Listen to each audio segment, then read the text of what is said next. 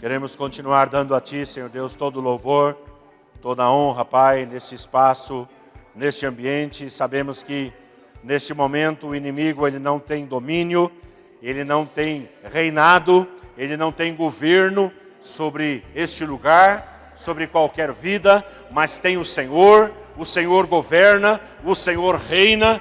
Todo domínio está nas mãos do grande eu sou. O Senhor Jesus está neste ambiente, distribuindo os seus dons, repartindo os seus dons, batizando com o Espírito Santo, enchendo com o Espírito Santo. Oh, louvado seja o nome do nosso Deus, o nome do Senhor Jesus. Oh, Pai, nós te adoramos, Senhor, por aquilo que o Senhor vai fazer nesta noite. Grandes coisas vão acontecer, pessoas serão impactadas com a Tua glória, com a Tua presença, com a Tua revelação, com os Teus dons, com as Tuas dádivas, Senhor. Muito obrigado, ó Deus, muito obrigado, porque o Senhor escolheu estar aqui nesta noite, o Senhor escolheu estar aqui conosco, e nós escolhemos a boa parte. Estamos aqui, Deus, quedados aos Teus pés, quedados aos pés do Senhor, para ouvir o que a Tua palavra tem a nos ensinar. Rejeitamos toda e qualquer palavra humana. Nós queremos a Tua palavra, queremos a Tua revelação, a revelação da eternidade, a revelação que está nos céus, a revelação que está com o Senhor. É isso que nós desejamos e é isso que nós buscamos, Pai. Louvado seja o nome do Senhor. Glória a Deus, aleluia. Pode sentar, meu querido, e abra a sua Bíblia comigo em Romanos capítulo 12. Nós vamos dar prosseguimento à questão dos dons, e hoje eu quero ser um pouquinho mais conciso, para que nós possamos avançar, né, e poder realizar ainda nessa noite um teste vocacional. Então, nós vamos trabalhar esses dons de motivação, ou os dons motivacionais. Num primeiro momento, 7 dons que estão arrolados nessa lista de Romanos capítulo 12, dos versos 6 até o verso 8. Nós temos ali 7 dons mencionados, e vamos pegar mais 2 dons de uma outra lista, fechando os 9 dons de motivação.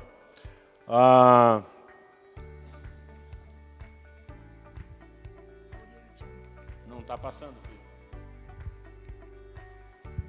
Primeira lista, que são os dons que o Pai concede: profecia, ministério, ensino, exortação, contribuição, governos e misericórdia. São os dons que o Pai concede. O dom de profecia, trazendo a nomenclatura para vocês, é o primeiro da lista. Portanto, ele é um dom superior. Ele não é melhor, mas ele é superior.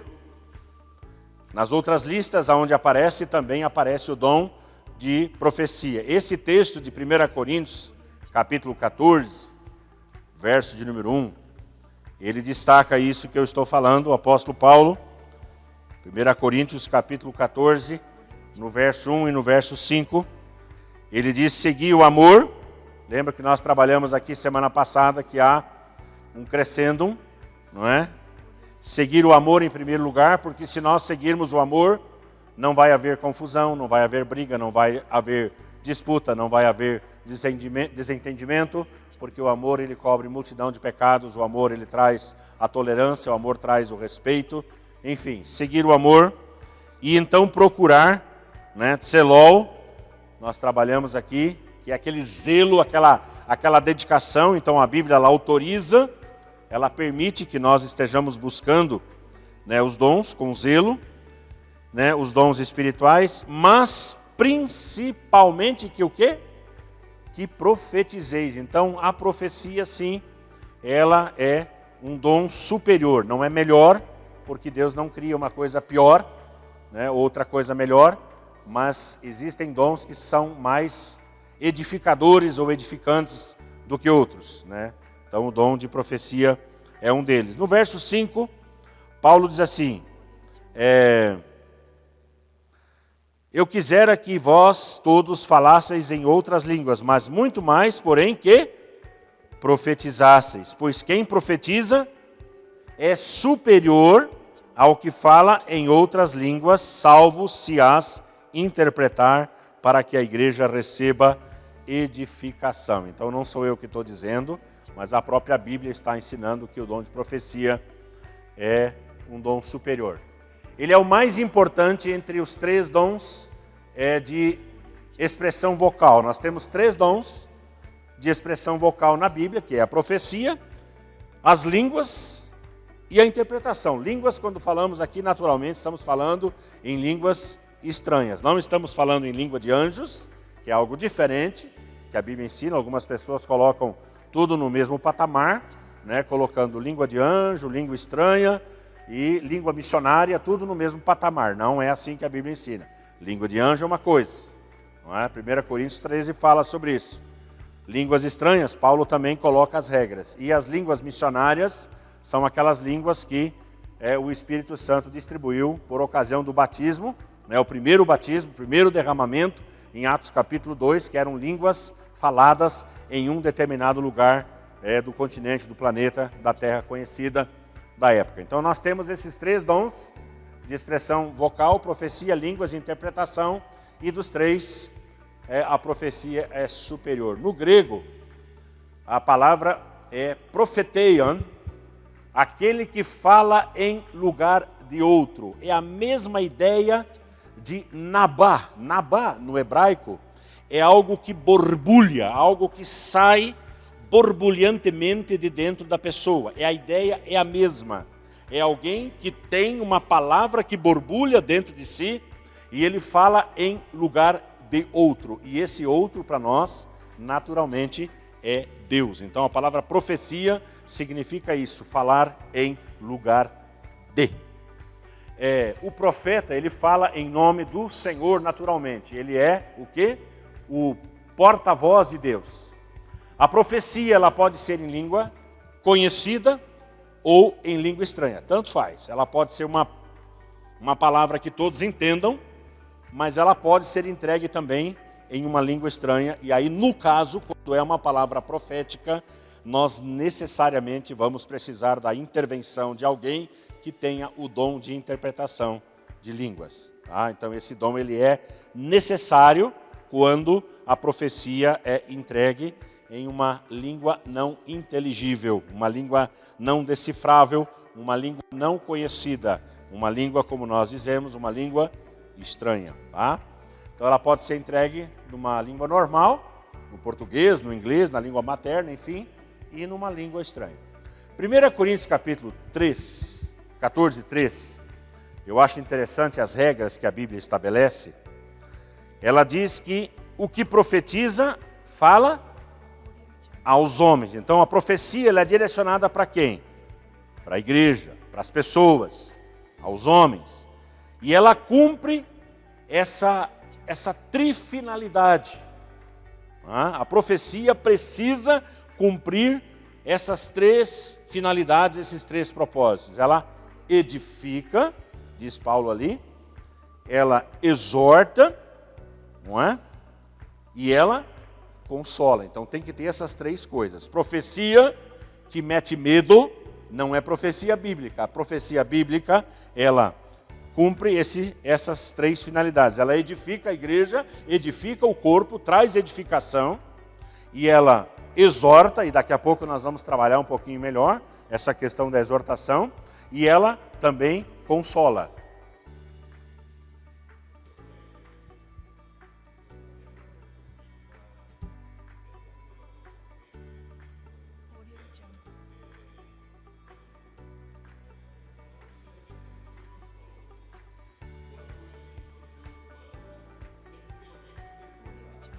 Quando ela é profética, quando a palavra é profética, ela precisa ter interpretação, porque a argumentação que a gente usa é a seguinte: como que Deus vai falar uma coisa que a igreja não saiba o que ele quer dizer. Então Deus, ele na sua infinita sabedoria, ele manifesta a palavra e ele usa os meios, os mecanismos que ele quiser usar. Ele vai usar de quem e de que língua ele quiser, de que língua ele necessitar. Então precisa ter a interpretação. Agora, se você pegar depois em casa e for ler todo o capítulo 14 aqui de 1 Coríntios, ele vai falar de duas possibilidades. Ele vai falar de orar em línguas e ele vai falar de profetizar em línguas. São duas coisas diferentes. O grande problema da igreja do Nazareno, e aqui eu tenho que falar de uma lacuna da igreja, é que a igreja coloca tudo no mesmo balde, vamos dizer assim, oração e profecia. E são dois fenômenos diferentes. Você pode orar em línguas estranhas quantas vezes e tantas vezes quantas você quiser. Onde você quiser, se você estiver em casa ou se você estiver no culto, numa reunião na igreja, desde que você não atrapalhe as pessoas, você pode orar em línguas estranhas. É você e Deus. Não existe edificação para quem está do seu lado quando você ora em língua estranha. Mas existe edificação para quem está do seu lado quando você profetiza em língua estranha. Então, essas duas, aí precisa ter um intérprete. O dom de interpretação, ele só tem sentido quando há profecia na igreja em língua estranha. Só tem essa finalidade. Por isso que ele é arrolado como o último, né, dos dons ali. Não é que ele não seja importante, mas em termos de eficácia, em termos de aplicabilidade, o dom de interpretação não é superior a qualquer outro dom. Porque ele está atrelado a outras manifestações. Alguns chamam ele de dom gêmeo. Ele está ligado a um outro dom, especialmente ao dom de profecia em língua estranha.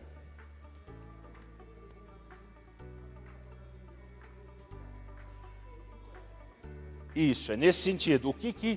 Nós vamos trabalhar daqui a pouquinho isso. O que a Bíblia ensina sobre exortação? Exortação bíblica não é punição. Isso nós deixamos para o capeta. Isso nós deixamos para o diabo. O diabo é expert. Ele é perito em punição.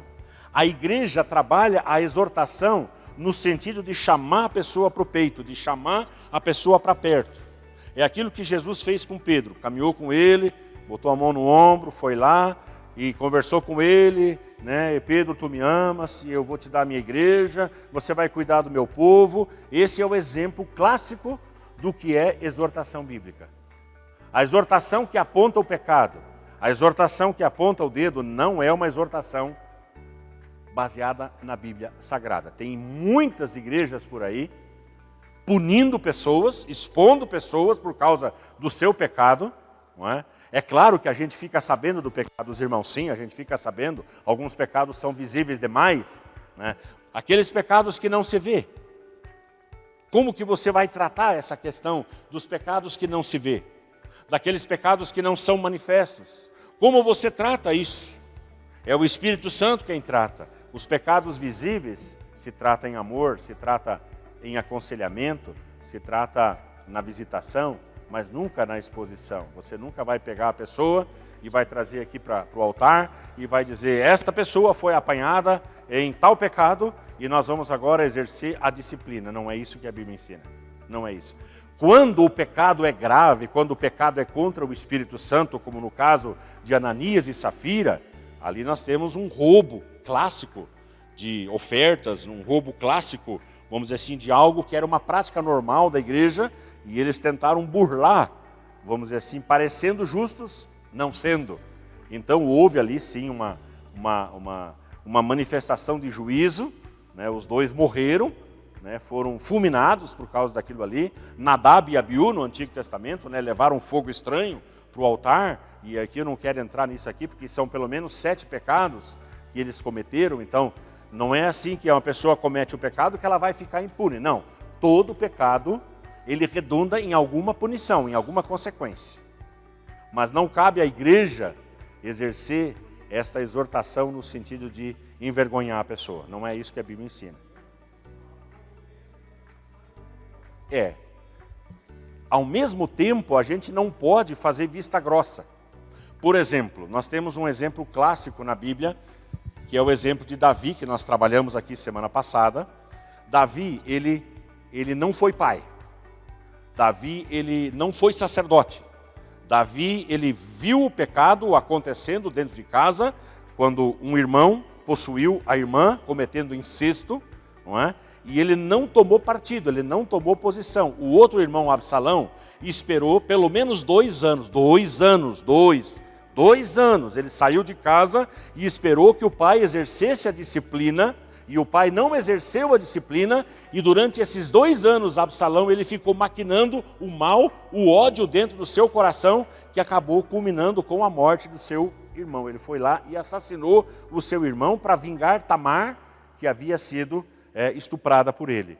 Então, o pai, às vezes, quando ele passa a mão na cabeça do filho, não exorta, ele está errando, ele está pecando, e isso vai deixar uma consequência. Então não significa aqui que eu estou ensinando que você, ao perceber o erro ou o pecado, você deva deixar as coisas como estão. Não, não é isso que eu estou ensinando. E nem a Bíblia ensina isso. A Bíblia ensina que o pecado, ele precisa ser trabalhado, não é? Mas você não vai punir um filho no sentido de matar, de ferir, de expô-lo à vergonha. Mas você vai fazer o quê? Você vai trabalhar isso lá dentro da sua casa, você vai chamar ele e você vai aplicar, vamos dizer assim, a disciplina que a Bíblia ensina, né? Se o filho for pequeno, você tem a disciplina da vara, né? Se o filho for maior, lógico que você não vai pegar e meter uma vara num filho já criado, mas ele vai ter que ter algum tipo de, entre aspas, sanção, algum tipo de, né, de disciplina. E a palavra, vamos usar disciplina para a gente não correr o risco, né? Falar punição, de repente alguém pode levar para um lado meio perigoso, dizer que a gente está massacrando um filho. Não, não é isso. Disciplina, ela é necessária. Tá? Nós vamos trabalhar isso um dia só, um seminário sobre disciplina. Tá? Vamos fazer um seminário sobre isso. Tá bom? Deu boa? Então a profecia, ela precisa cumprir esses 3 propósitos. Vamos ver agora as características daquele que tem o dom de profecia. Ele tem facilidade, olha só que coisa linda, facilidade para ouvir a voz de Deus. Ele ouve a voz de Deus. Ele tem facilidade para ouvir a voz de Deus. Quando a ouve, ele a transmite em lugar de Deus. O profeta é alguém com uma mensagem divina, ele é o porta-voz de Deus, uma vez que fala em seu nome, com uma mensagem que não é sua, que jorra para dentro da igreja como sendo a voz do próprio Deus. Não é?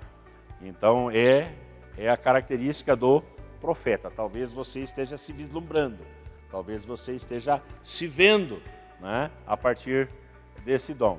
Segundo, o profeta, ele ajuda as pessoas a reconhecerem a voz de Deus. Ele não somente ouve, mas ele ajuda as pessoas a reconhecer a voz do Senhor. Terceiro, ele ajuda as pessoas a verem a Cristo mais facilmente. Ele sempre vai apontar para Jesus. O profeta é jesucêntrico. O profeta, ele é cristocêntrico. Ele aponta para Cristo. Quarto, ele ajuda as pessoas a enxergarem as realidades espirituais mais claramente, como uma luz que brilha na escuridão. Esse é o profeta. 5. Ele ajuda as pessoas a receber orientação de Deus em momentos difíceis. Conhece gente assim?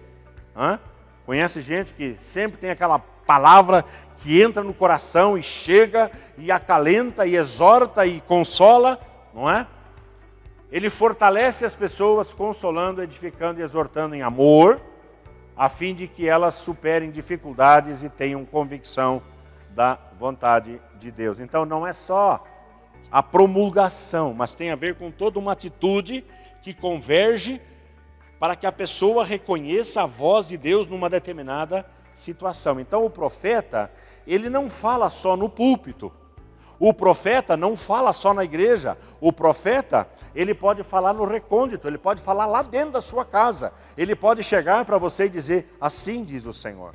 Assim o Senhor fala. Assim a sua palavra ensina. Todas as vezes que a pessoa ajuda alguém a enxergar e a convergir para a vontade de Deus, ele está atuando como profeta. Certo? Perguntas? Dúvidas? Não? Alguém já está sentindo aí que tem o dom de profecia, não? Vamos lá.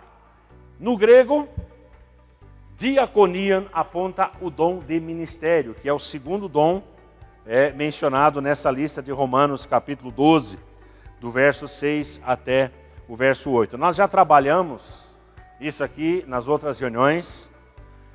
Diaconia, ou diaconia no plural, ele é traduzido como serviços. Nós vemos o dom de ministério na perspectiva do serviço que é prestado no corpo de Cristo e a partir dele. É muito difícil de diferenciar o dom de serviço do serviço genérico, do serviço geral que é prestado ao corpo. Por quê? Num certo sentido, Genilce, todo crente ele serve.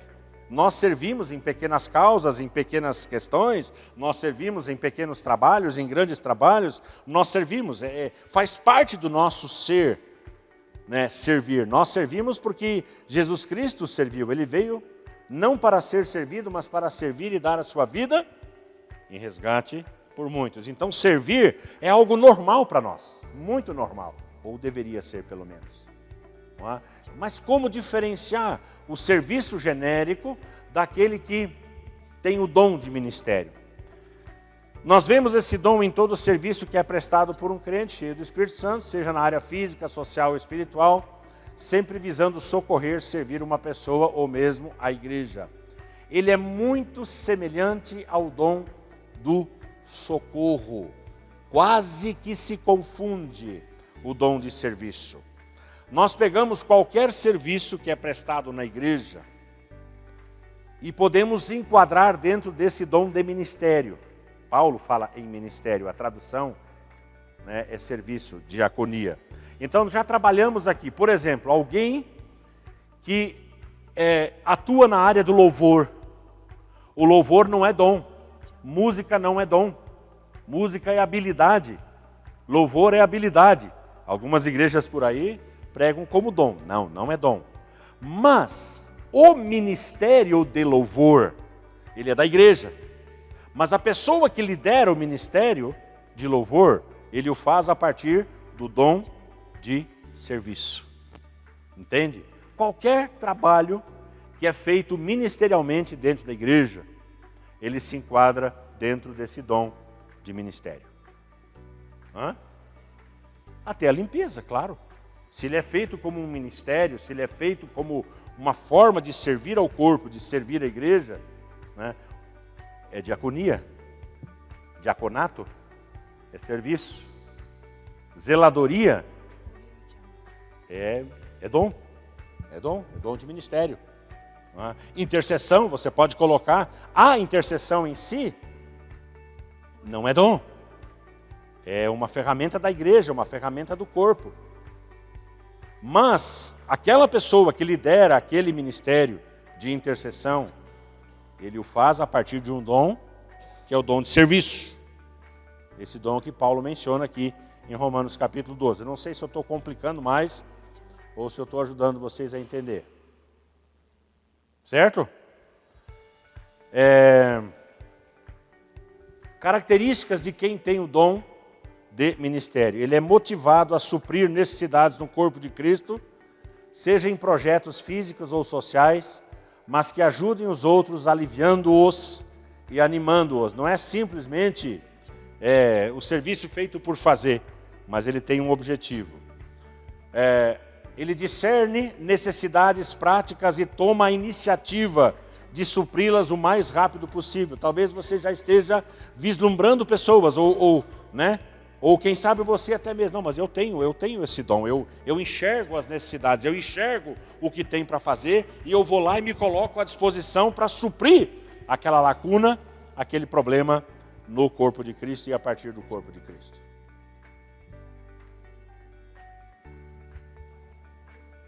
Foi o que eu disse?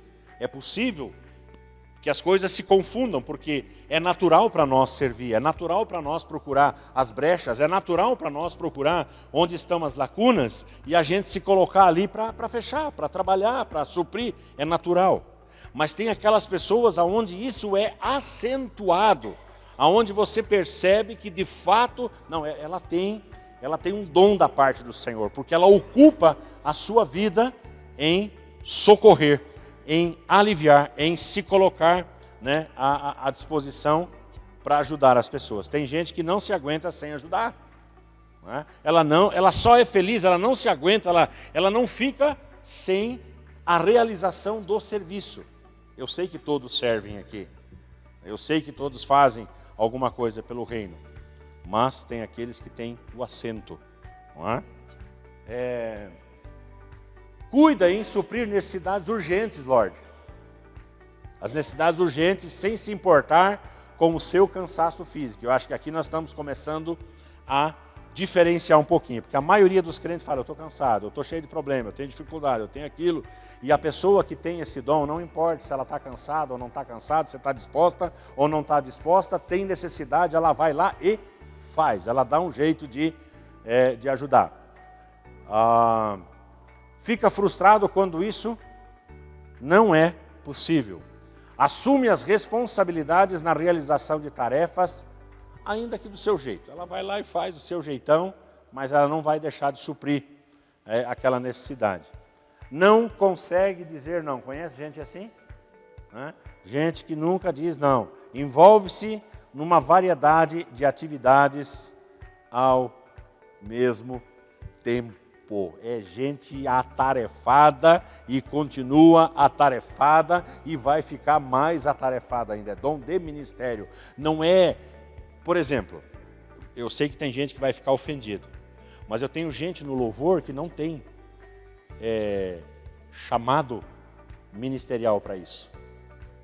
Tem gente no altar, que sobe no altar, vamos dizer assim, e ele não tem aquele chamado, aquele compromisso de fidelidade, de zelo, de tempo. Né? Tem pessoas que oram na igreja, mas ela não tem aquele zelo, aquele se consumir por aquele ato, por aquela atitude, por aquele tempo, aquele ministério, enfim. Essa é a diferença, entende? Todo mundo faz. Mas tem aquele que faz porque ele tem um chamado. Ele investe tempo, ele gasta tempo, tudo que ele tem ele investe lá dentro, ele gasta naquilo ali. Ele não fica dando tiro para todo lado, mas ele tem uma concentração específica.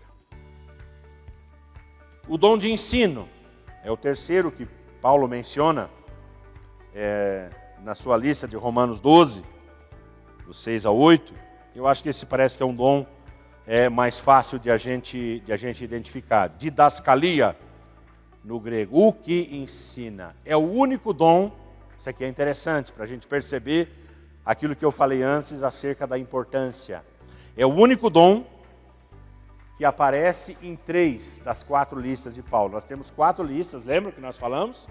Sobre os dons espirituais, e o dom de mestre, ou o dom de ensino, ele aparece em 3 das 4. Então isso provavelmente aponta para a questão da importância ou da necessidade. Então aparece em Romanos 12, 7, que é o texto que nós lemos aqui, 1 Coríntios 12, 28 e Efésios 4, 11, dentro dos dons de serviço, né? Apóstolos, profetas, evangelistas, pastores e mestres. Ainda que venha atrelado ao dom de pastoreio, nós percebemos que o dom de ensino, ele tem a sua importância. Paulo fala aqui, nesse texto de Romanos 12, no verso 7, ele diz que aquele que ensina, esmere-se no fazê-lo. Eu acho bacana, nenhuma palavra está na Bíblia por acaso. Ele fala no verso 7, né? Se ministério, dediquemo-nos ao ministério. Então o ministério requer dedicação.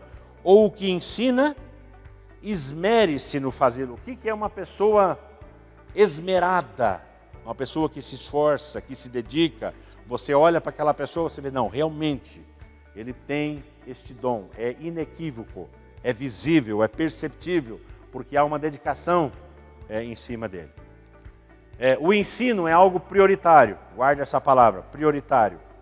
Tendo Deus estabelecido o referido dom logo após o dom do apostolado e de profecia, ressaltando com isso a necessidade de um mestre para ensinar tão logo o trabalho tenha sido estabelecido.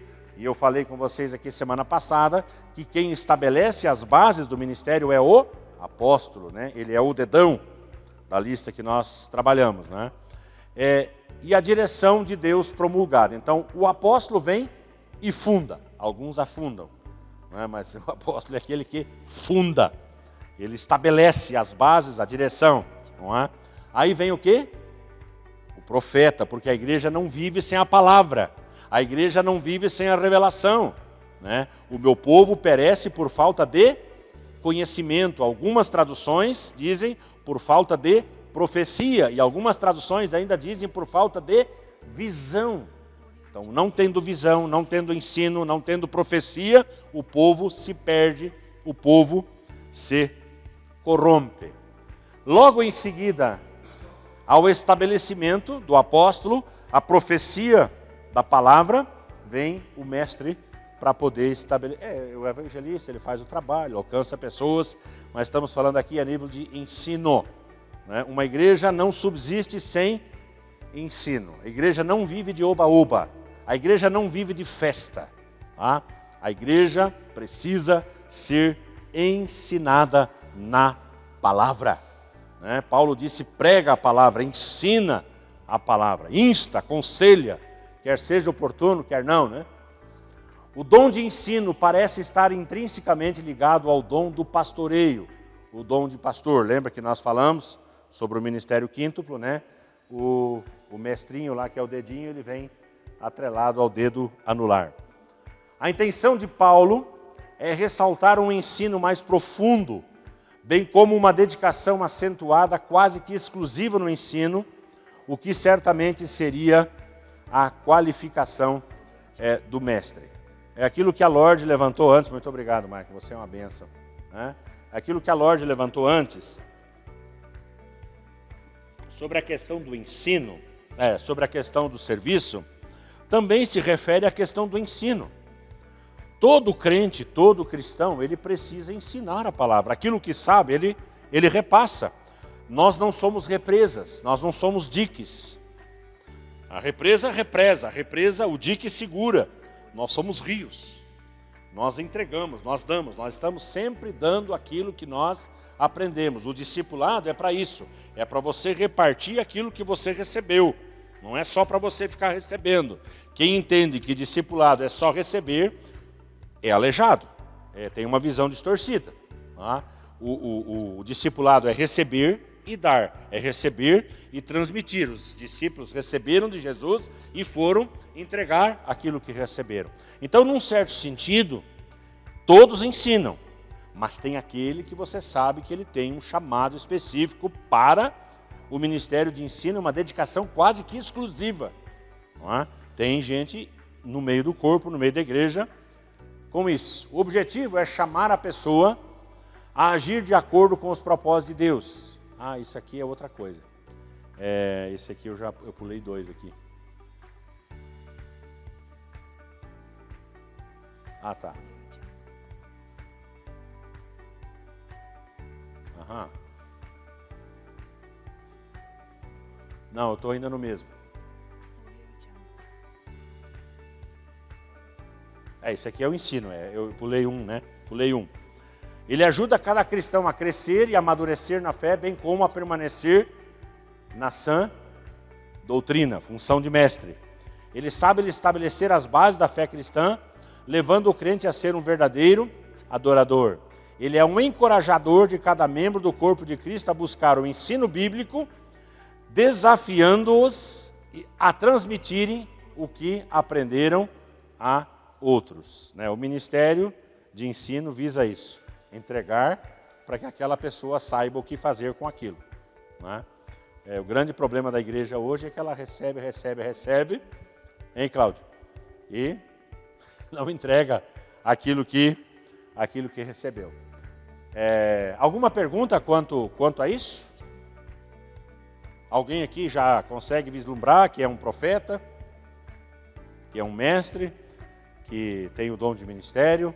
Pode perguntar, querido.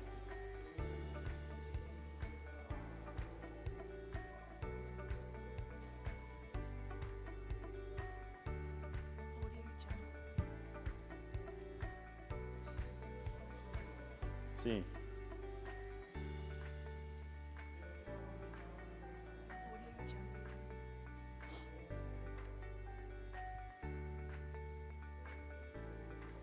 Sim.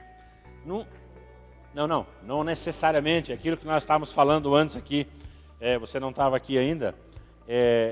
Num certo sentido, todos os crentes, todos os cristãos, eles precisam pregar, eles precisam falar. Eles são testemunhas antes de serem profetas.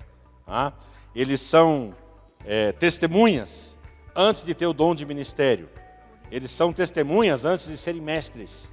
Entende? E isso não tem como a gente apagar. A gente serve antes do ministério, a gente serve antes da profecia, a gente serve antes de ser mestre. Mas tem aqueles que têm um assento, que têm a convicção de que receberam algo diferenciado da parte do Senhor. Tem pessoas que você ouve, você bate o olho e você diz, não, ele é um mestre, ela é uma mestre na palavra. Conhece gente assim? Talvez você, né? Não necessariamente calmo, mas é alguém dedicado ao ensino, porque aquilo que nós falamos, antes de eu conhecer os dons, eu preciso conhecer a mim mesmo. E eu tenho que entender o meu tipo de temperamento, entende? Eu posso ter um temperamento colérico e ser um mestre, eu posso ter um temperamento fleumático e ser um mestre, né? Tudo vai depender do seu jeito de ser, daquele temperamento que recebeu, e a forma de transmitir. Tem um mais doido, um mais louco, um mais eloquente, e tem aquele que ele é calmo, paciencioso, mas ele vai como um bisturi, né? E ele vai ali e tal, né? Tem gente que fala assim, eu vou extrair esse dente, Micael. O cara vai lá, sobe em cima da cadeira e ele arranca o dente. Mas o outro fala assim, vamos arrancar esse dente aí. E ele dá 5, 6, 12, 13 anestesia, né? 13 não dá porque é número ruim, né? Vamos botar 14 ou 12 então, né? É brincadeira. Aí vai lá e arranca o dente de maneira calma. Os dois fizeram o serviço. Os dois fizeram o serviço. Mas é o jeito, a maneira de fazer, cada um tem o seu jeito. Gente, Deus respeita a individualidade. Deus respeita o gosto, mesmo porque foi Ele que fez assim. Você já imaginou uma igreja toda montada, construída com gente fleumática? Gente, o fleumático é uma bênção, porque ele é um excelente ouvinte. O fleumático, ele é um excelente conselheiro. O fleumático, ele orienta, ele não é afobado. Mas uma igreja que vai ficar passiva o tempo todo, ela não vai para frente. Agora você imagina uma igreja formada só por coléricos, por James e por Marcos, e por Cláudio. Vocês estão doidos, vocês enterram a igreja. Não é verdade? Precisa desse tipo de gente, precisa. Mas uma igreja só de gente barulhenta, algazarrenta, né? Alguém que vem e que ensina daquele jeito efusivo, a igreja morre. Então nós precisamos do balanço e do contrabalanço. Nós precisamos o quê? Do equilíbrio, exatamente essa palavra. Nós temos que ter o fleumático, nós temos que ter o colérico, nós temos que ter o sanguíneo e o melancólico. Nós precisamos de gente melancólica, nós precisamos de gente que chora na igreja. Você olha para a pessoa, ela já está chorando e ela se quebranta, precisa do melancólico. Gente, o melancólico na reunião de oração é uma bênção, ao mesmo tempo é uma maldição, porque aquela reunião de oração vira só ranho, é só choro. Nós precisamos do barulhento na reunião de oração, mas precisamos do melancólico também, do fleumático. Sabe o que é o fleumático? O fleumático é aquele que diz, está pegando fogo na casa ali do vizinho. Ele está pegando fogo. É assim, o fleumático é assim. O melancólico, ele olha, está pegando fogo na casa da vizinha. O colérico, gente, está pegando fogo na casa, ele já está lá. O sanguíneo é assim também. Então a igreja, ela é edificada na pluralidade. E os dons, eles também caminham por essa veia. Então nós precisamos do mestre fleumático, do mestre quietinho, mas nós precisamos do mestre barulhento também. As duas coisas, tem que ter os dois. Você já imaginou Domingo de manhã, às 9h30, um mestre fleumático ensinando a igreja. Gente, porque analisando empiricamente, mas não somente empiricamente, analisando conjunturalmente, estruturalmente, analisando depois de muita acurada investigação, depois de muita oração, irmãos, orei muito. Sabe, irmãos, eu descobri. E ele vai, o fleumático, ele ensina. Mas ele leva 5 dias e meio para chegar onde o outro, em 30 segundos, ele vai lá e fala tudo que ele tem para dizer. Mas tem gente que gosta, tem gente que precisa. Não é? Nós temos um exemplo de um fleumático aqui, que é o Micael. Como é que você vai olhar para um homem que nem o Micael e vai dizer que ele não tem o Espírito Santo? Como que você vai olhar para um homem que nem o Micael e vai dizer que ele não tem o dom de mestre? Ele tem o dom de mestre, ele é mestre, o Micael é mestre. Ele não é colérico, ele não é sanguíneo, mas é um baita de um mestre. Você precisa escutar o Micael falando, gente. Exatamente, vai lá, senta do lado dele. A Caril está sempre levando uma tomada de 220, ela cutuca ele cada 5 minutos. É ou não é verdade? Os dois se completam, gente, é assim que funciona. Só estou usando um exemplo para vocês entenderem bem claro a questão da diferença temperamental. Não existe temperamento ruim, gente. O que existe é gente ruim que rotula. Isso sim é ruim. Mas o temperamento é uma bênção, o temperamento é maravilhoso. Não é? O temperamento é a forma que Deus escolheu para levantar um instrumento precioso. Ele quis fazer assim. Tem gente que em vez de 4 temperamentos, trabalha 8 temperamentos. São 8. Junção de alguns.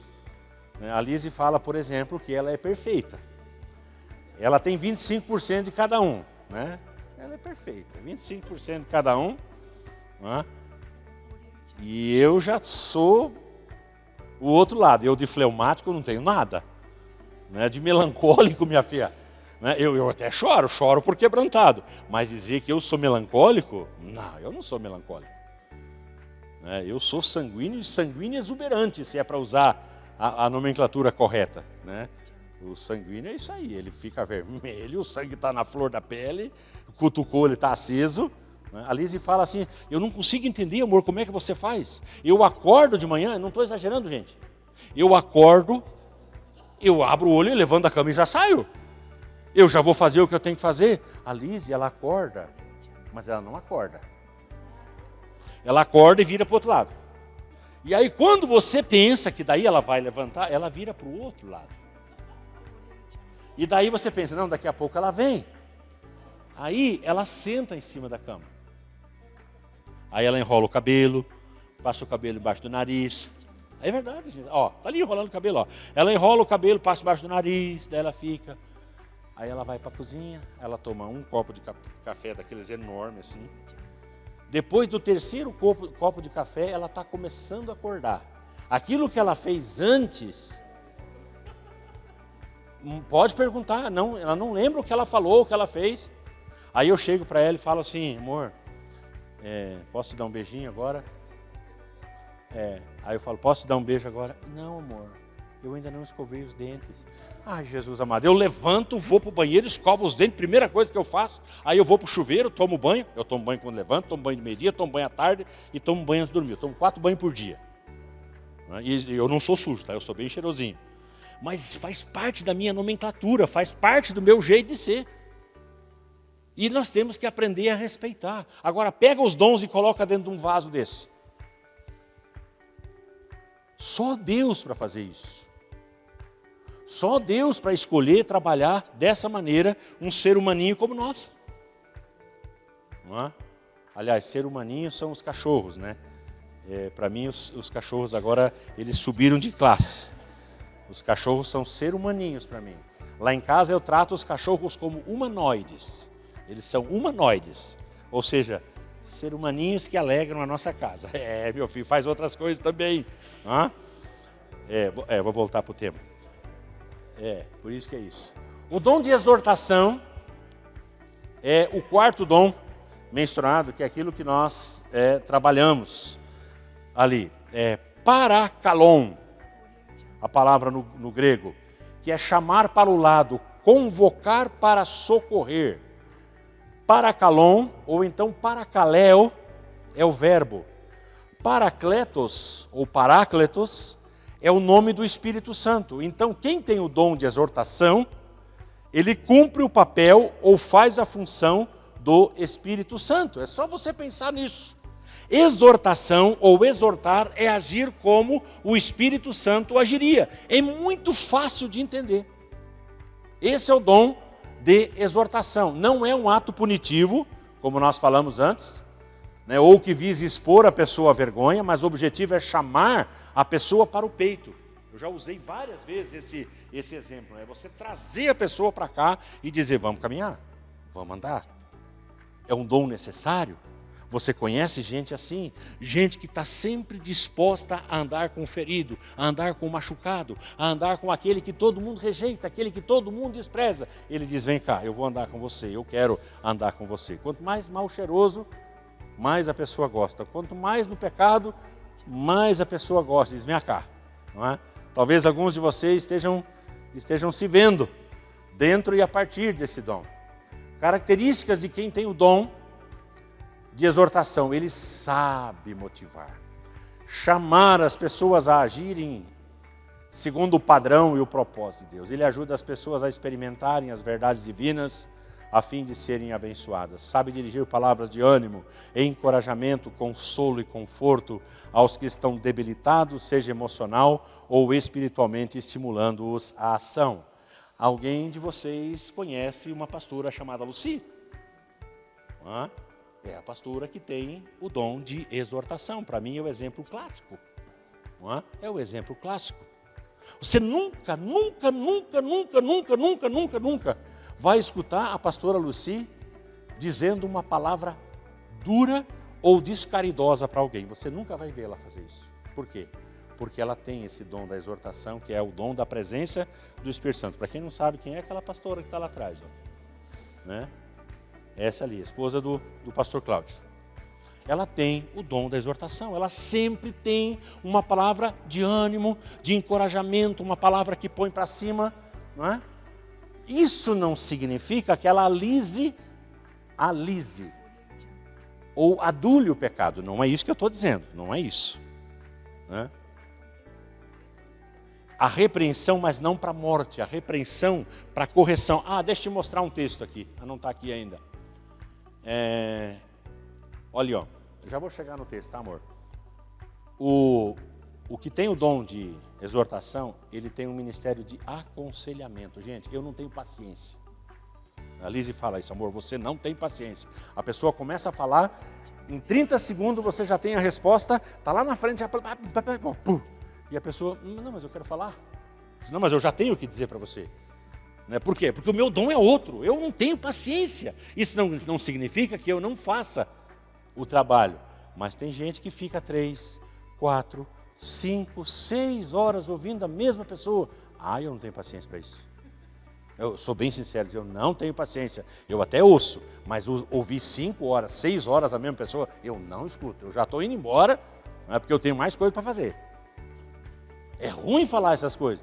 Mas se você entender que a partir do dom fica mais fácil. A pastora Lucy é um presente de Deus, aleluia. Sabe apoiar e fortalecer os fracos na fé. Estimula os novatos na vida cristã. Ele entende que as tribulações são excelentes ferramentas para produzir maior maturidade na vida dos cristãos. Ele usa as adversidades ao seu favor como indispensáveis, ali faltou o plural, ao fortalecimento na fé. Vamos ficar com a pastora Lucy. A irmãzinha querida, ou o irmãozinho amado, chega para ela e fala assim, eu estou passando uma tribulação. O pastor Ulisses fala assim, amém, irmão. Glória a Deus por essa tribulação. Estou errado? Estou certo? Hã?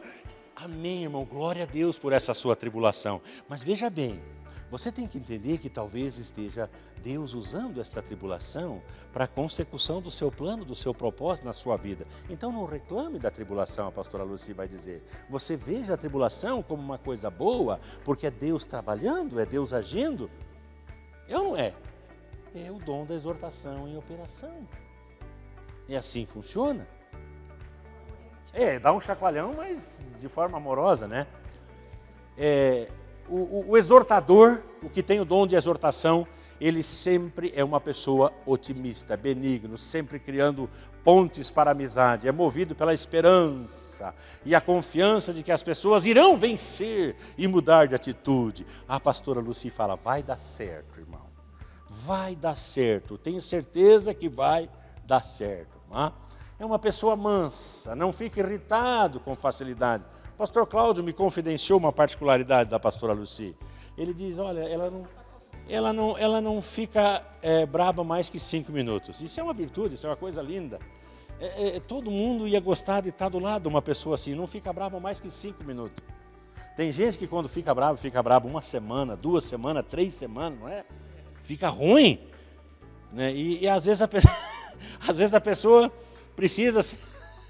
Eu não quero fazer nenhuma exposição aqui, mas a gente se irrita com muita facilidade, muita facilidade.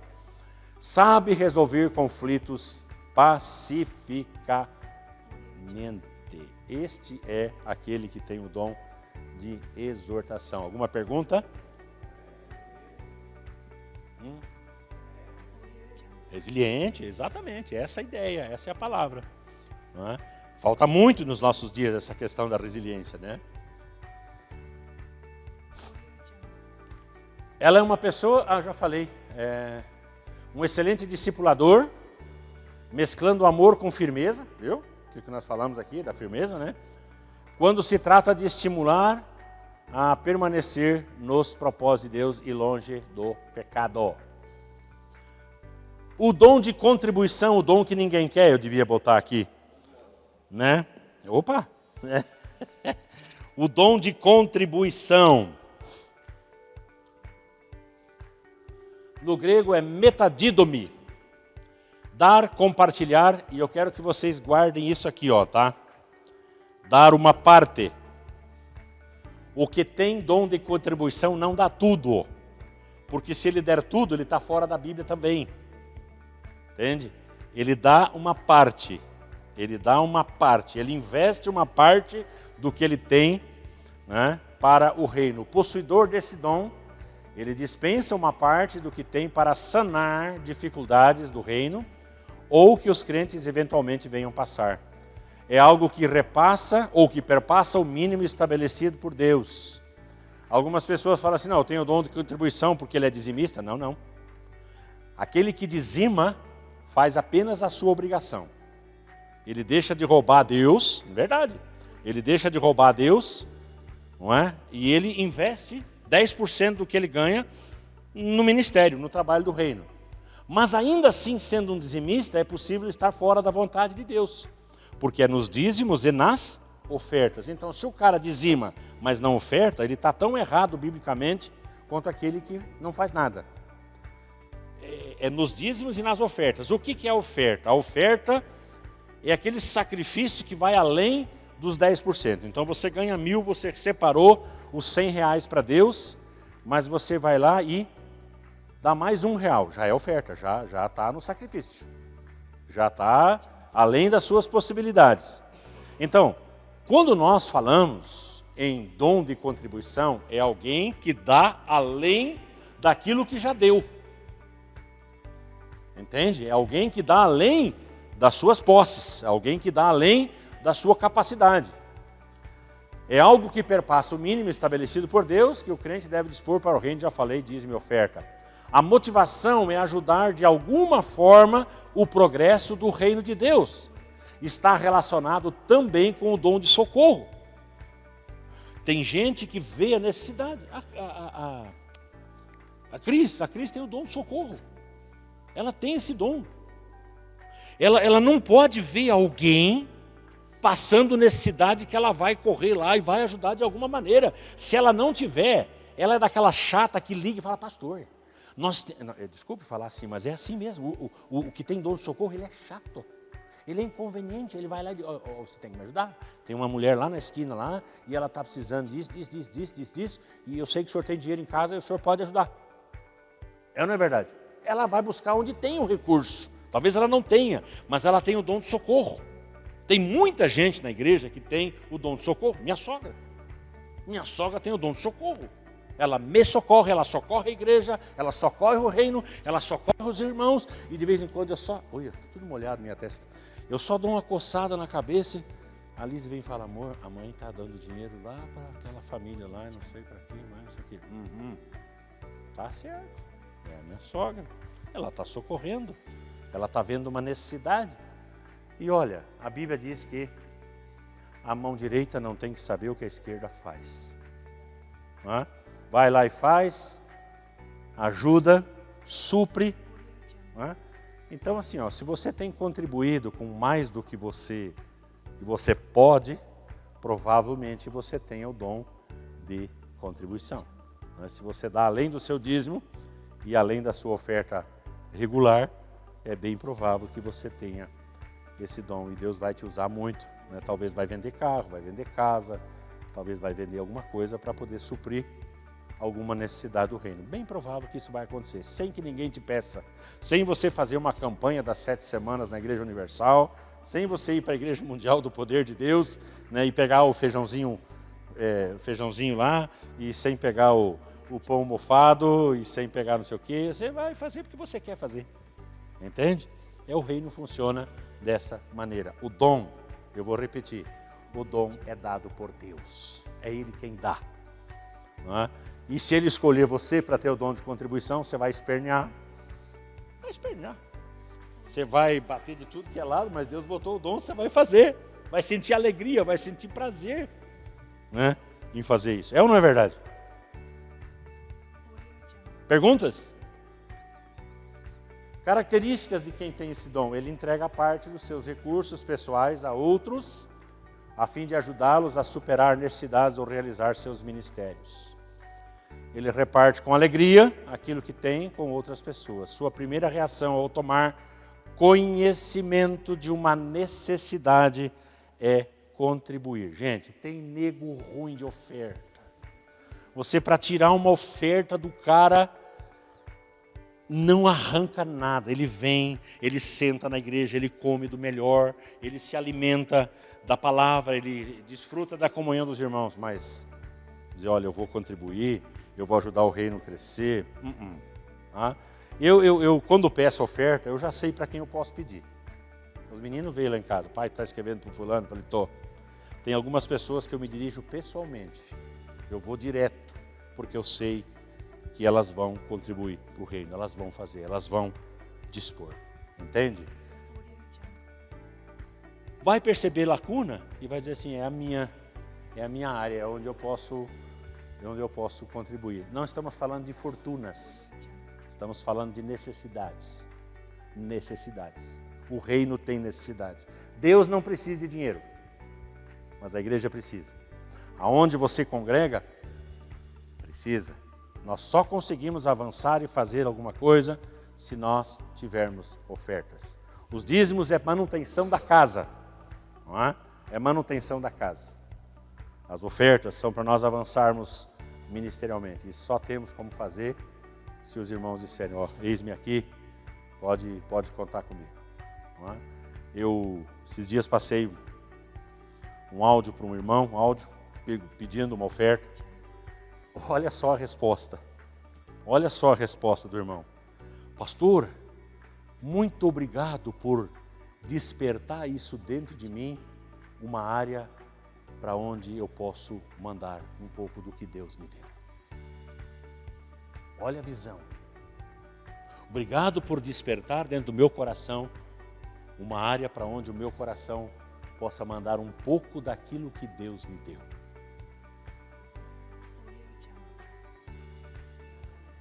Sim. A gente dizer, não, mas o que eu tenho é meu, o que eu tenho é para minha satisfação. Sim, você pode fazer o que você quiser. Eu vou ser bem duro aqui hoje à noite. Você pode fazer o que você quiser depois que você dizimou. Estou falando aqui para crente. Estou falando aqui para discípulo. Você pode fazer o que você quiser e ninguém tem o poder de questionar o que você vai fazer com o seu dinheiro. Porque ele é seu, Deus te deu ele. Ele é seu. Mas o problema é você querer fazer alguma coisa com o que você acha que é seu, tirando de Deus, e depois vai querer entrar no lugar que Ele preparou. Como é que você vai querer entrar lá, num lugar que Ele preparou para você, se aqui você está roubando a Deus? Essa é a grande questão. Então, dízimo e oferta, eu sei que ia dar essa discussão, dízimo e oferta demonstra o estado do coração da pessoa. Onde está o coração dela? Está nas coisas daqui ou está nas coisas do reino?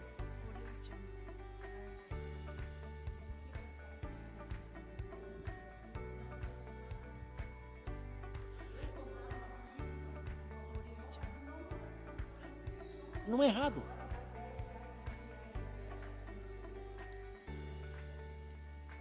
É muito.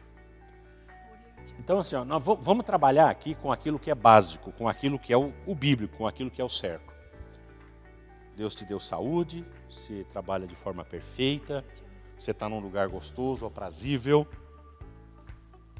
e você separa o que é parte do Senhor e traz para o reino. A Bíblia ensina que é para trazer aos pés dos apóstolos. Muita gente já diz, pastor, por que o senhor não muda a dinâmica? Se o senhor pegar a salva e o senhor for na igreja e o senhor chegar na frente da pessoa com aquela salva, se ela não der porque ela crê na Bíblia, ela vai dar por constrangimento. Entende? Agora, biblicamente, é você trazer aos pés dos apóstolos. A junta da igreja devia estar toda ela parada aqui. Verdade. Né? Os pastores deveriam estar aqui à frente. Aliás, eu vou entrar aqui num tema rapidinho. Eu não concordo, não é bíblico quando você entrega o receber os dízimos e as ofertas por qualquer pessoa da igreja. Não concordo. Não encontro uma razão bíblica para esse tipo de procedimento. Não encontro uma razão bíblica. Existem pessoas que foram estabelecidas na igreja para esta finalidade. A Bíblia fala aos pés dos apóstolos, ou seja, tem autoridade. Por quê? Olha só como é profundo isso. Quando você levanta do seu lugar e você vem para o altar, você está declarando profeticamente, inimigo, você não tem autoridade sobre as minhas finanças. Você está declarando, eu estou andando em santidade, e eu estou vindo aqui à frente ajudar a minha igreja a caminhar e o reino a prosperar. Você está agindo de maneira profética, dizendo que Deus é suficiente para lhe sustentar todos os dias da sua vida. Nada vai faltar para você. Eu conheço gente que trabalha feito um cão. Ele consegue as coisas porque ele trabalha feito um cão. Mas tem aqueles que deitam e dormem e descansam, e Deus faz multiplicar e supre cada uma das suas necessidades. Enquanto dormem. Fé. Gente, por que nós temos tanta dificuldade em trabalhar essa questão financeira? Tem gente que se converte, acha que é cheio do Espírito Santo, mas não converte o bolso. Isso deveria ser uma coisa tão natural, tão pacífica para nós. Você vai lá naquela igreja, você vai levar aquele dinheiro, o teu dinheiro para aquele homem lá, para aquele pastor. Você não vai levar dinheiro para pastor. É o reino que é sustentado. Quanto mais a igreja tem, a igreja não precisa ter dinheiro em caixa. Ela tem que ter ministérios para administrar. Frentes de trabalho para abrir. Gente, o dia que suprir aqui e eu tiver dinheiro em caixa, eu vou dizer, gente, nós temos que ir para outro lugar, nós temos que ir fazer outra coisa, temos que abrir um outro ministério, o dinheiro do crente tem que ir para lá. O dinheiro do crente tem que ir para alguma obra, para alguma coisa. Primeira coisa bíblica é o sustento pastoral, é o sustento digno daquele que Deus separou para exortar, para ensinar, para caminhar com a igreja. Manutenção da casa. Nós não temos uma casa que é nossa, nós precisamos pagar aluguel, nós precisamos pagar luz, nós precisamos pagar isso e aquilo e mais aquilo. Gente, é só olhar a contabilidade da igreja. E você vai dizer, não, eu não acredito que tem tanta coisinha. Tem. É um monte de coisinha aqui. Hoje, só de lâmpada, eu gastei mais de R$300. Hoje, só de lâmpada. Da onde que vem isso? Agora mesmo. Ó, a pessoa vem, ó, pastor, está aqui uma oferta. Eu vou botar um corrimão na igreja, R$980 um corrimão. Eu vou botar terra ali na frente, eu não sei nem quanto que nós gastamos, 200 e não sei quanto. Você vai botar uns canhões de luz, alguma coisa aqui, deu mais de R$1.000, só essas coisinhas pequenas. São coisas pequenas que vão indo o nosso dinheiro. É necessário, não é fundamental, mas são coisas aonde nós podemos investir um pouquinho do nosso dinheiro.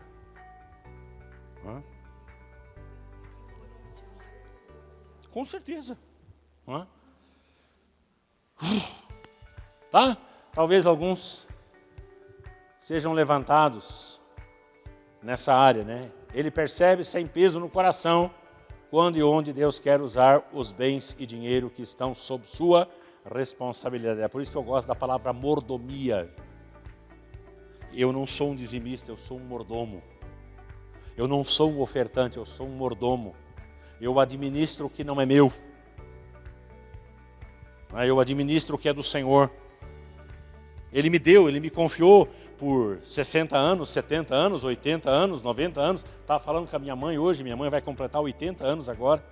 80 anos. A mãe está inteira. Está firme, está alegre. Falei, mãe, do jeito que... Não foi o que eu falei hoje para ela, hoje de manhã? Falei, mãe, do jeito que a senhora está alegre. A forma como a senhora fala comigo mostra que a senhora vai passar dos 100 anos e vai ser multada por excesso de idade. Gente inteira, gente que quer fazer, gente que está ali, firme, forte. Não sei quanto tempo Deus vai dar, 60, 70, 80, 90, 100, 110. Mas esse tempo que Deus me der, eu vou administrar o que Ele colocar na minha mão. Quantas pessoas podem ser ganhas com uma oferta, com um alimento, com uma doação? Quantas pessoas podem ser abençoadas? Não precisa ser valores altos, gente.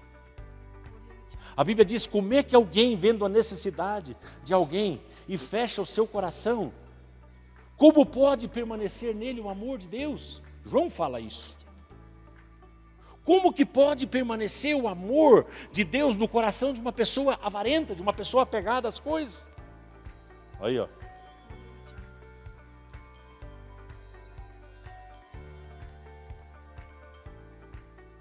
Isso aí é hora de atrapalhar a gente. Sente imenso prazer em contribuir ou ofertar para a satisfação das necessidades da igreja. Dom de governo. É o 6º dom que Paulo menciona aqui em Romanos capítulo 12.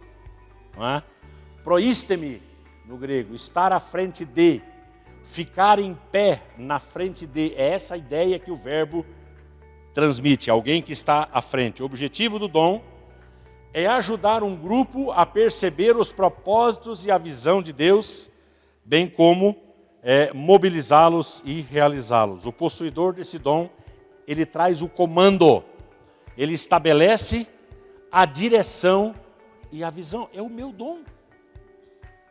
Dom de governo, é o dom de estar à frente, é o dom de presidir, é o dom de ter o cajado na mão.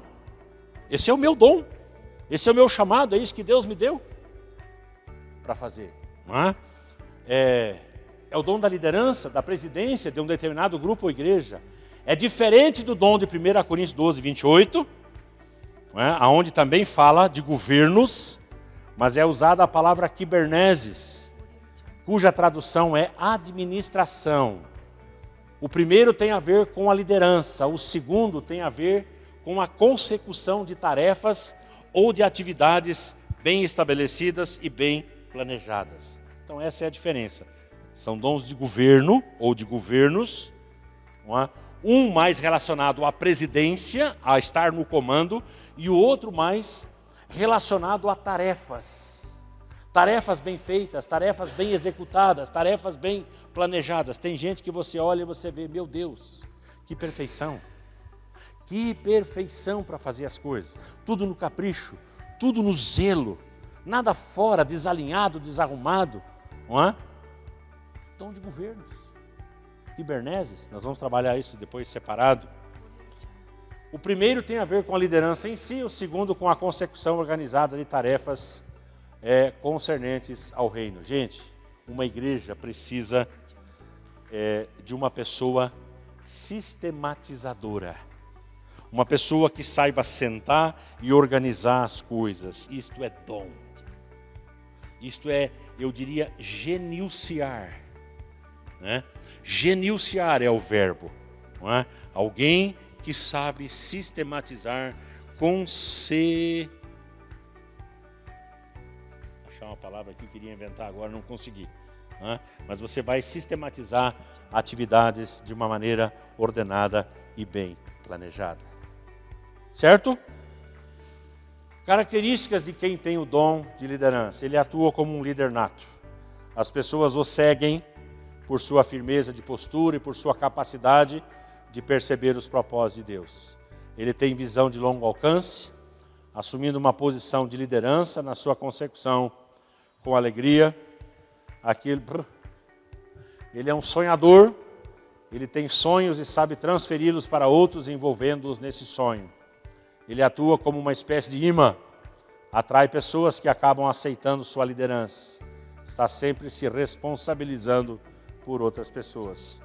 É o dom de governo. É o dom de governo. Sabe trabalhar nos bastidores onde ninguém percebe. Ele não recua quando recebe críticas, ao contrário, ele as enfrenta com determinação. Gente, se tem uma coisa que o diabo usa para paralisar o avanço do reino, é a tal da crítica, né? Tá cansado? Quer fazer uma pausinha? A gente faz uma pausa. É ruim, né? Ficar de máscara. Você pode tirar a máscara um pouquinho, sem problema, se for alguém da sua família. É muito monóxido para você estar respirando aí, tá? É monóxido? Ou é dióxido? O que a gente respira, Micael? Dióxido, né? O monóxido é do escapamento, é verdade. É muito dióxido, né? Você vai poluindo seus rins e tudo que é coisa ruim é gás carbônico, é verdade. Dom de misericórdia é o último dom mencionado aqui nessa lista. Misericórdia, a palavra ela é originária da junção entre o termo latino miserere, que é compadecer-se, e do grego cardia, ou cardia, não é? Que é compadecer-se de coração. Uma pessoa misericordiosa é uma pessoa que se compadece de coração. Possuidor do dom da misericórdia tem uma capacidade sobrenatural de identificar-se com as pessoas necessitadas, com suas carências, dores e dificuldades. Tem um poder divinamente concedido de expressar o coração de Deus às pessoas que estão oprimidas pelas circunstâncias da vida. O amor de Deus é verdadeiramente transmitido por seu intermédio. A pessoa no Novo Testamento que mais evidenciou essa misericórdia depois de Jesus foi o apóstolo João, ou o apóstolo do amor, cujo coração era terno, amoroso e compassivo. Este é o dom da misericórdia. Características de quem tem esse dom: consegue identificar-se naturalmente com as carências dos outros. Sente prazer em trabalhar com pessoas que na maioria das vezes são desprezadas, ignoradas e desconhecidas da maioria. Sente prazer em fazer visitas a hospitais, creches, orfanatos, ansionatos ou lares de pessoas necessitadas. Seu prazer é abençoar. Tem um jeito manso e carinhoso de se expressar, sempre procurando ajudar necessitados ou pessoas impossibilitadas de se ajudarem. Sente uma profunda realização quando pode fazer algo por alguém que realmente precisava de ajuda, não importa de que natureza. Sente prazer com os trabalhos sociais. Tem algumas semelhanças entre o dom de socorro, muito parecido com o dom de ministério, mas ele é bem específico. Esses são os 7 dons que Paulo menciona em Romanos 12, 6 a 8, chamados de dons motivacionais. Mas da terceira lista paulina de 1 Coríntios 12, 28, e a gente vai abrir o texto lá, 1 Coríntios 12, 28.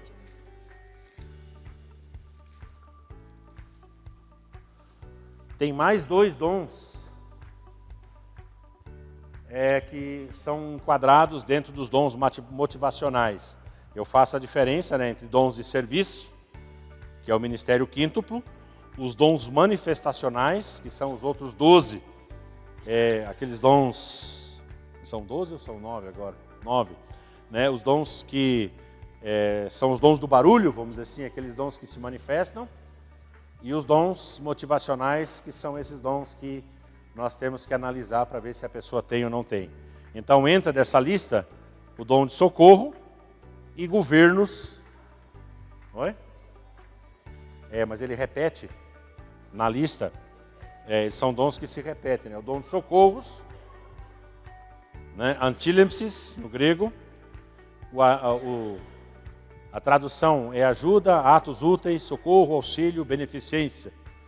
Ele tem uma capacidade concedida pelo Espírito de doar-se, de devotar-se ao auxílio de pessoas. O possuidor desse dom, né, ele recebe de Deus essa capacidade do Espírito Santo, né, tem o dom de ajuda e ajuda a manter a integridade física e espiritual de quem esteja em zona de risco.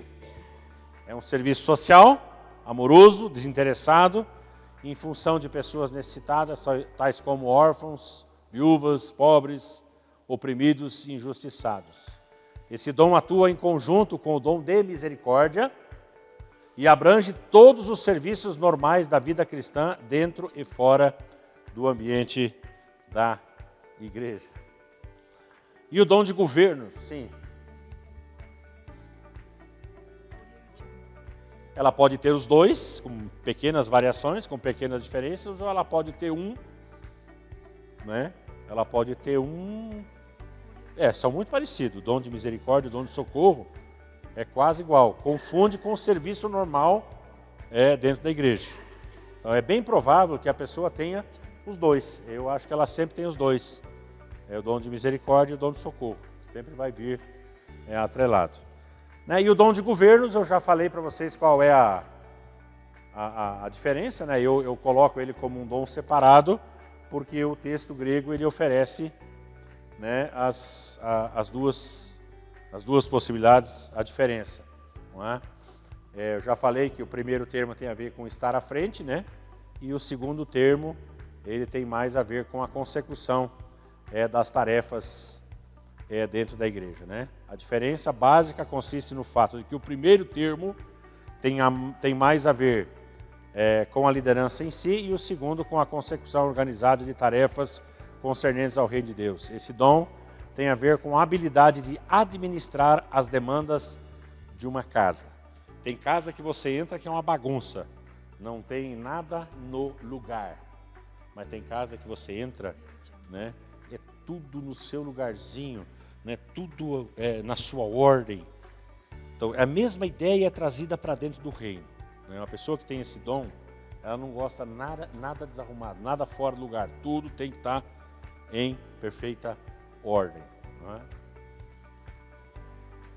Gente, 10h30 passada. Eu preciso, por mim eu ficava, né? Eu gosto de fazer o que eu faço, mas eu sei que amanhã é um dia e todo mundo cansado. E amanhã vocês precisam, alguns vão trabalhar. E eu só não queria que vocês perdessem isso que Deus colocou no coração de vocês. Queria que vocês se sentissem valorizados e importantes. E naquilo que, vamos dizer assim, o número chegou perto, coloque em oração diante de Deus. Pergunte se Deus tem algo especial para você naquela área ali. E não tenha medo de receber um sim. Não tenha medo de receber um sim. Se precisar de ajuda, a gente está aqui para caminhar. Eu fiquei com os apontamentos aqui que a Lise maravilhosamente bem anotou.